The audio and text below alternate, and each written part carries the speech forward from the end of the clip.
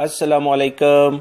सिरात मुस्तकीम चैनल में आप तमाम हजरात को मैं खुश आमदीद कहता हूँ। दोस्तों, सऊदी अरब में मौजूद पाकिस्तानियों के लिए एक अच्छी खबर है जिसकी तफसीलात मैं आपसे शेयर करता हूँ। प्लीज़ मेरा चैनल सिरात मुस्तकीम सब्सक्राइब कर लें, बेल बटन लाजमी प्रेस कर लीजिएगा और मेरी इस वीडियो को लाइक लाजमी करिएगा।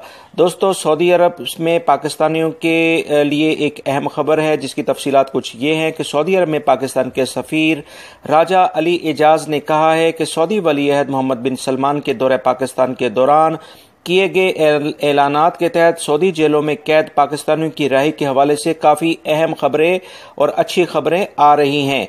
इनका कहना था कि पाकिस्तानी कैदियों की रिहाई के हवाले से माह रमज़ान के अंदर एक अच्छी खबर आएगी।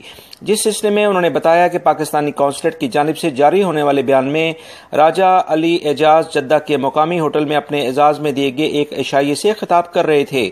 उन्होंने कहा कि वली-ए-अहद शहजादा मोहम्मद बिन सलमान के पाकिस्तान दौरे के दौरान कई मुआहिदों पर दस्तखत हुए हैं और बहुत सारी याददाश्तों पर भी दस्तखत हुए हैं। यानी सिग्नेचर्स एग्रीमेंट्स हो चुके हैं जिसमें एक पाकिस्तानी कैदियों के सिलसिले में तबादले के बारे में भी एक याददाश्त है। इस याददाश्त पर यह बातचीत जारी है कि इसके तहत जो बाकी कैदी हैं वो अपनी मजीद जो उनकी सजाएं बाकी हैं वो अपने मुल्कों में काट सकेंगे।